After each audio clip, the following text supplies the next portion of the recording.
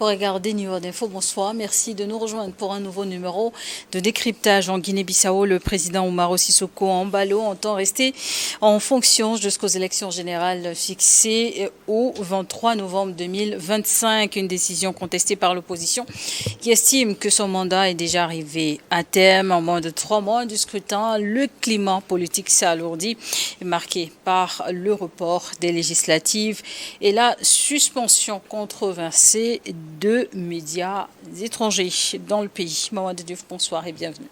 Merci. Bonsoir Charlotte. Le président Bissau-Guinée affirme donc rester en pause jusqu'aux élections prochaines en novembre 2025. Mais comment justifie-t-il cette décision? Il ne peut donner aucune justification valable.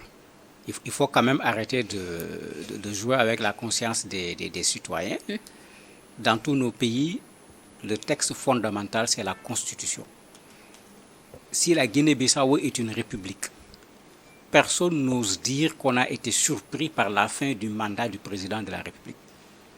Et d'ailleurs, c'est tellement bien organisé dans une république qu'on fait en sorte qu'on organise les élections avant la fin réelle, c'est-à-dire avant les 5 années révolues passées au pouvoir, pour que le président de la République puisse passer le témoin s'il ne continue pas avec un autre mandat. Donc, si le président, jusqu'à ce que les 5 années soient carrément révolues, il est le premier responsable de cette négligence parce qu'il a juré de respecter et de faire respecter la Constitution, ce qu'il n'a pas fait. Et ce qu'il n'a pas fait pour quelque chose de fondamental. Qu'on se rappelle qu'il y a déjà eu ce débat autour du mois de mars, où les gens disaient non, les élections ayant eu lieu en mars, son mandat finit en mars. On disait non, comme il y a eu des conflits, on a proclamé, il y a eu l'intervention de la CEDEAO. Finalement, il a été investi beaucoup plus tard. C'est la date d'investiture qu'on prend. Mais ça montrait déjà qu'il y avait un problème. Pourquoi on n'en a pas tenu compte? Il est en train actuellement de se donner, je ne sais pas s'il faut appeler ça un mandat cadeau ou bien des mois cadeaux en tant que président de la République, mais ça pose un problème parce que, en principe, ce qu'il devait faire, c'est d'organiser des élections, soit gagner, avoir un deuxième mandat, soit perdre et céder le pouvoir à celui que les Bissau-Guinéens a élu. Et l'opposition bissau-guinéenne, justement, de son côté, parle d'un mandat expiré, mais quel rôle joue actuellement la Cour suprême ou toute autre instance constitutionnelle dans ce climat de différends?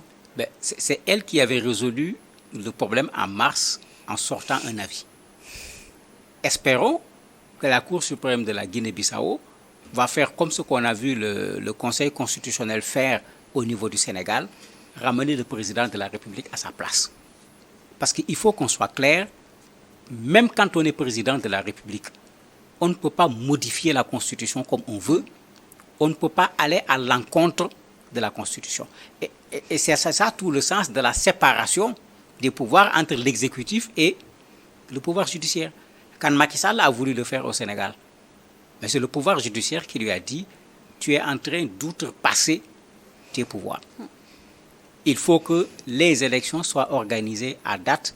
Il n'y a aucune possibilité au niveau de la Constitution du Sénégal, au niveau des lois du Sénégal, te permettant d'augmenter ton mandat de 1 mois, de 2 mois ou de quoi que ce soit. Mais si la Constitution de la Guinée-Bissau est comme telle, mais que ces gens-là prennent leurs responsabilités pour qu'on montre aux gens qu'en Afrique, il est possible de faire respecter la loi et qu'on demande au président de créer les conditions d'organiser une élection. D'ailleurs, ça fait partie de ce que l'opposition demande. L'opposition demande qu'il y ait une transition. Parce que puisque le monsieur, d'un point de vue constitutionnel, n'est plus le président de la République, on ne peut pas avoir du jour au lendemain un président de la République, mais la méthode connue de partout, c'est de faire une transition pour pouvoir organiser l'élection présidentielle. En tout cas, c'est ce que l'opposition réclame, et l'opposition le réclame en parlant même d'une transition pacifique, en disant qu'ils ne cherchent ni des affrontements, ni quoi que ce soit. Ils veulent que les choses se fassent de façon pacifique. Dans ce cas précis, le report des législatives est-il perçu comme un simple réajustement du calendrier ou un outil politique pour retarder l'échéance électorale finalement? Les législatives, c'est la même chose, ce que je disais tout à l'heure. Dans tous nos pays, on sait que l'élection intervient à telle date. Mais dans un pays normal, quand on sait qu'il y a une élection qui arrive, mais quand on vote le budget de l'année où va se trouver l'élection, tout le monde sent cette augmentation, puisqu'il y a quelque chose, un événement particulier qui va se dérouler. Finalement, les élections plutôt législatives n'ont pas eu lieu. L'argument qu'on donne, c'est à cause de problèmes techniques et financiers. Mais ça également, c'est la responsabilité du président de la République. Parce qu'il faut qu'on arrête de permettre à nos présidents de faire ce qu'ils veulent et personne ne dit rien. Moi, j'aime pas qu'on les insulte, j'aime pas qu'on les dénigre, mais eux aussi qu'ils nous facilitent la tâche en ayant quand même la posture d'un homme d'État pour que quand on parle d'eux, qu'on puisse le faire de façon respectable. Parce que quand tu fais un certain nombre de choses, mais quand on parle de toi de façon non respectable, tu vas te plaindre, alors que bon, on ne fait que qualifier. Ce n'est pas un jugement de valeur, on ne fait que qualifier ce que la personne a fait. Mais actuellement, ce qu'il est en train de faire, mais tout est anticonstitutionnel. On va l'appeler comment dans ces conditions-là? Comment on va l'appeler? Mais il faut qu'il se ressaisisse pour savoir que la Guinée-Bissau vient de très loin. C'est un pays où il y a eu pratiquement une dizaine de coups d'État, de tentatives de coups d'État. Est-ce qu'on va replonger ce pays dans cette instabilité? Ce n'est certainement pas du tout le moment. D'autant que lui-même, il a subi une tentative de coup d'État, qu'on se rappelle, pendant qu'ils étaient en conseil de ministres. Il veut quoi encore? Il a été le premier responsable de la CEDEAO, mais tout le monde l'a entendu tirer dans tous les sens pour qu'on respecte les constitutions. Ce qu'il est en train de faire, ça s'appelle comment? C'est un coup d'État constitutionnel. Et la suspension récente de médias étrangers a suscité de nombreuses critiques. Mais que révèle cette décision de la liberté de la presse dans le pays? Généralement, les journalistes sont des indicateurs de la situation démocratique dans un pays, pour deux raisons. La première raison, ils ont cette liberté d'apprécier ce qui se passe. Et quand ça gêne, ils peuvent recevoir toutes sortes de coups. Ils ont également cette capacité de recevoir l'opposition et de leur accorder la parole. Mais qu'est-ce que le président va avoir avec les journalistes? Il n'a qu'à laisser les journalistes faire le travail. Mais aucun journaliste sérieux ne peut faire l'analyse de la politique, de la situation au niveau de la Guinée-Bissau aujourd'hui sans engager la responsabilité du président de la République. Et c'est ce qui a été fait. On s'est fâché contre des journalistes de la Guinée-Bissau. On a renvoyé des journalistes du Portugal, en particulier de Lusa et de RTP, parce que ceux-là avaient dit ce qui se passe aujourd'hui. Ils avaient dit non, on ne sent pas quand un pays doit organiser des élections. Mais on n'a pas besoin de poser la question. On sent nettement qu'on va vers des élections à travers la réouverture des listes électorales. Ceux qui viennent d'avoir 18 ans qui vont arriver au niveau de la liste. Vous avez des commissions qu'on met en place pour qu'on s'entende sur... Rien n'a été fait. Et les gens se sont interrogés. Quand on fait cela, ça veut dire qu'on ne compte pas organiser les élections à date. Mais aujourd'hui, ces gens ont eu 2 fois raison. Leur analyse était particulièrement pertinente. Et c'est ce qu'ils avaient dit dans leur analyse qui se passe aujourd'hui. Maintenant, nos chefs d'État n'aiment pas, quand ils ont fait ce qu'ils ne doivent pas faire, qu'on le mette sur le marché. Alors que nous autres journalistes, mais c'est ça notre travail. Vous faites de bonnes choses, mais on le dit, on le montre à la télé. Mais quand vous faites le contraire, pour que nous restions journalistes, mais il faut qu'on le dise et qu'on le montre à la télé. Parce que sinon, on devient des partisans ou bien des activistes, alors que bon, nous ne le sommes pas.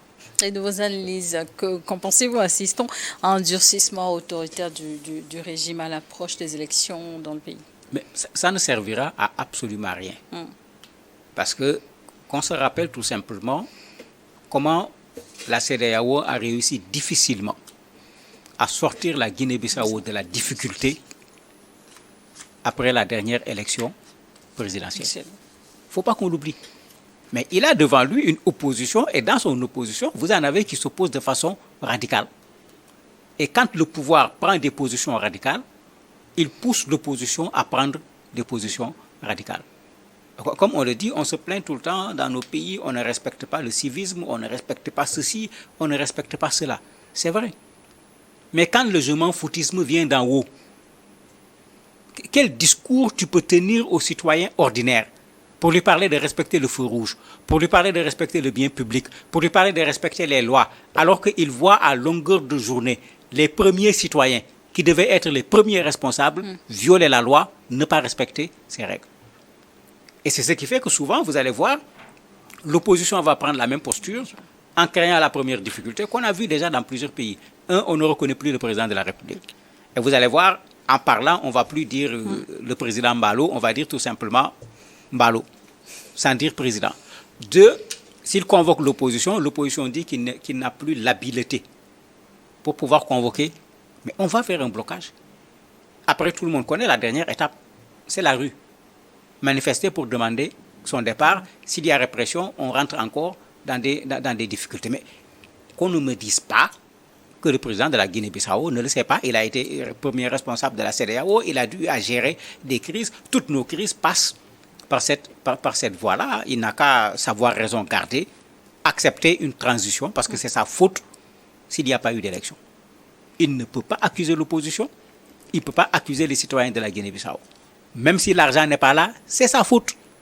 Mais qu'il accepte qu'il y ait une transition. Comme il est candidat, il n'a qu'à se débrouiller pour redevenir président de la République s'il veut rester au devant de ce pays. Est-ce que l'opposition pourra contester légalement ou politiquement cette prolongation? Elle va certainement protester. Le problème, c'est que ce n'est pas la presse seulement qu'on a muselée. Depuis 1 an, il est interdit de manifester en Guinée-Bissau. Il est interdit de manifester. Vous voyez un peu pourquoi on a chassé les journalistes, parce qu'il y a un certain nombre d'éléments qui indiquaient progressivement, comme ça s'est fait au Cameroun, avant de publier la liste, vous avez un ministre qui dit « aucune contestation ne sera tolérée ». On conteste quoi? Attends qu'on conteste quand même. Mais tu sais déjà qu'on va contester, tu commences à empêcher. En fait, c'est ça. Il est clair que dans cette posture, le rôle de l'opposition, puisqu'ils disent qu'ils veulent quelque chose de pacifique, c'est de sortir dans la rue et de montrer leur opposition. Et c'est leur droit le plus absolu. Qu'ils le fassent simplement de façon pacifique. Mais on vous empêche maintenant de manifester, puisque celui qui va vouloir manifester, on va dire que celui-là est en train d'enfreindre la loi. On va le prendre, on va le mettre en prison, ou bien on va le bastonner. Mais le président de la République vient d'enfreindre non pas la loi, mais la Constitution. Pourquoi on ne le prend pas? Mais ça pose problème. Et en fait, c'est ça qui fait que souvent, on se retrouve en Afrique dans ce qu'on appelle des imbroglios. Quand tu veux régler le problème, tu ne sais pas par où commencer parce qu'ils disent qu'ils ont manifesté alors que c'est interdit, alors que celui qui dit qu'ils ont manifesté alors que c'est interdit, il est le premier à violer une loi encore beaucoup plus fondamentale que la loi simple de la manifestation. Merci, Mamadou Diouf, d'avoir accepté de répondre à nos questions. Merci à vous également de nous avoir suivis dans le décryptage du jour.